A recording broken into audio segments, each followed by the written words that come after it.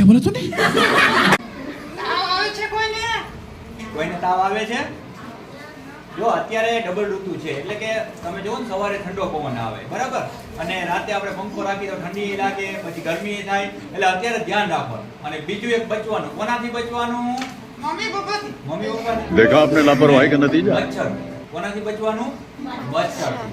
કારણ કે મચ્છર એ આપણને ખબર છે કે આપણા જ ઘરમાં આપણો દુશ્મન કોણ છે? ટીચર. ટીચર કોણ છે? મચ્છર.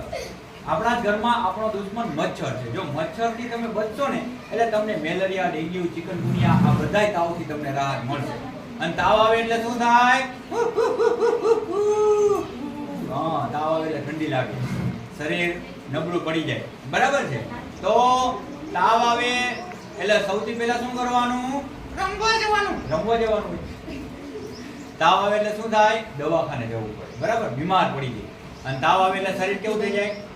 હા, નબળા થઈ જાય, આપણે સૂવું પડે, આરામ જોઈએ, અશક્તિ થઈ જાય. ત્યારે અત્યારે ઉનાળામાં વધારે બરાબર, લીંબુ તો ખબર છે ને, લીંબુ કેવું હોય? મીઠું હોય. ખાંડ, તો એમાં ખાંડ નાખીને શરબત.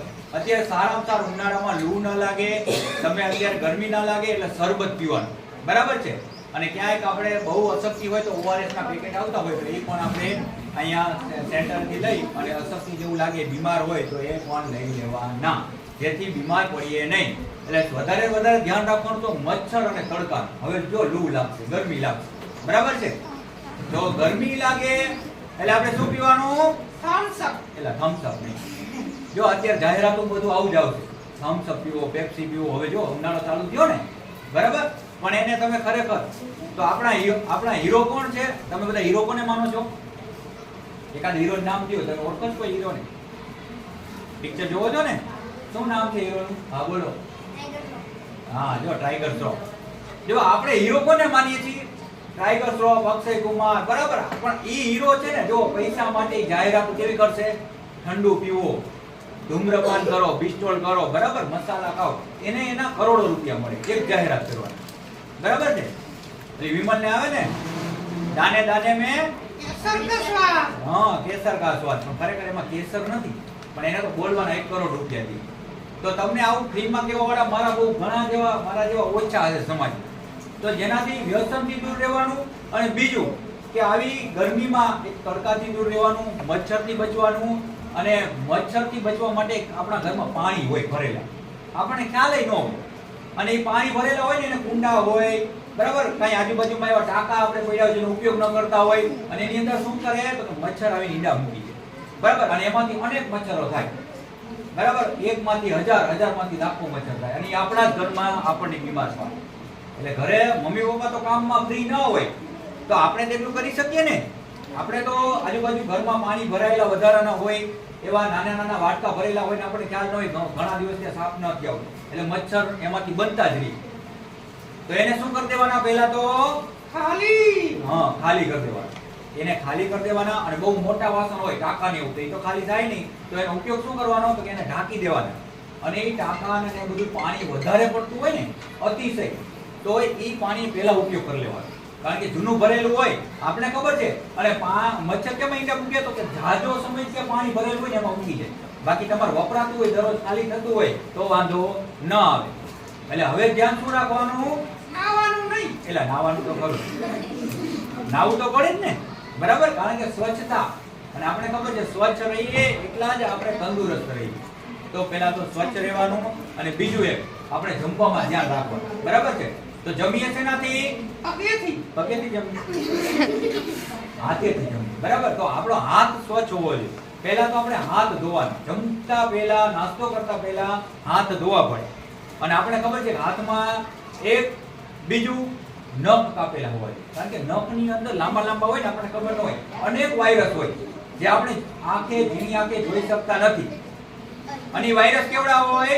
હાથી જેવડા હોય, એકદમ સૂક્ષ્મ હોય, એ આપણે જોઈ શકીએ નહીં. અને એ આપણે આપણા નખની અંદર વાયરસ હોય, એ આપણે ખોરાક લઈ એટલે આપણા પેટમાં જાય અને એમાંથી આપણે બીમાર પડીએ, બરાબર. એટલે એક તો પેલા નખ કાપવાના, દરરોજ સ્નાન કરવાનું, ધ્યાન રાખવાનું, મચ્છર ન થાય એનું ધ્યાન રાખવાનું. અને આ લૂ લાગે, બરાબર છે, જેમાં સૂર્યનારાયણ અત્યારે બહુ ગરમ તો એના માટે રમવા નહીં જવાનું, બહુ તડકો લાગે. અને શું વધારે પીવાનું? કોકા-કોલા. એલા કોકા-કોલા નહીં, વધારે શું પીવાનું? પાણી. અત્યારે તમે જેટલું પાણી વધારે પીશો એટલું સારું. અને એમાં જો પાણી શરબત વાળું હોય, લીંબુ શરબત વાળું હોય તો તમને અશક્તિ નહીં આવે શરીર, એટલે તમે બીમાર નહીં પડો. આપણે બીમાર ક્યારે પડી? તો કે આપણો ખોરાક ઓછો હોય, બરાબર, આપણું પાણી ઘટે શરીરમાં. આપણને ખબર છે કોઈ પાણી કેટલા ટકા છે શરીરમાં? આપણા શરીરની અંદર 70% થી 80% પાણીનો ભાગ છે, બરાબર છે. અને બાકી 10-20% ખોરાક આવ્યો. તો આપણે સૌથી પહેલા શું ધ્યાન રાખવાનું? પાણી ઘટવાની દેવાનું. એટલે અત્યારે જો મોટા ભાગે હાર્ટ એટેક આવે છે, બધા આવા પ્રોબ્લેમ થાય છે, તો અશક્તિ પહેલા શરૂઆત પાણી ઘટે. તો પાણી, પણ પાણી કેવું પીવાનું? ચોખ્ખું. હા, ચોખ્ખું. એ પણ ધોવાનું. ન હોય તો 2 વાર ગાળી લેવાનું. અને એવું લાગે કે આમાં કદાચ પાણી એ ગંદુ હોય, આપણને એવું થાય તો ગરમ કરી દેવાનું, પછી ઠંડુ કરી દેવાનું. ગરમ કરીને પાણી પીવાનું, બરાબર છે. એકદમ ગરમા ગરમ નહીં, પણ ગરમ કરીને ઠંડુ થઈ જાય પછી પીવાનું. અને બીજું એક લીંબુ શરબત પીવાનું, બરાબર. આનાથી ધ્યાન રાખવાનું. બાકી સાચા હીરો કોણ છે ખબર? આપણા મમ્મી પપ્પા શિક્ષક, કે જે તમને સાચું માર્ગદર્શન આપે. બાકી ઓલા હીરો, ટાઈગર શ્રોફ, અક્ષય કુમાર નીચેના પૈસા કરોડો કમાશે. તો ખરેખર આપણા હીરો કોણ છે? ટાઈગર શ્રોફ. એલા ટાઈગર શ્રોફ નહીં. કોણ છે હીરો? મમ્મી પપ્પા અને શિક્ષક, કે જે આપણને જીવનમાં કંઈક આવી સલાહ આપે કે જેનાથી આપણે આગળ વધીએ, બરાબર.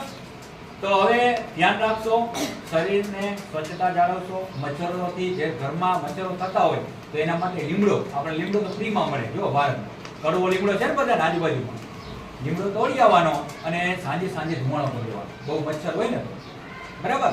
અને ધુમાડો કરી દેવાનો, પછી મચ્છર જતા રહે એટલે બારી દરવાજા બંધ કરી દેવાના, પછી લાઈટો ચાલુ કરવાની એટલે મચ્છર ન આવે અને આપણે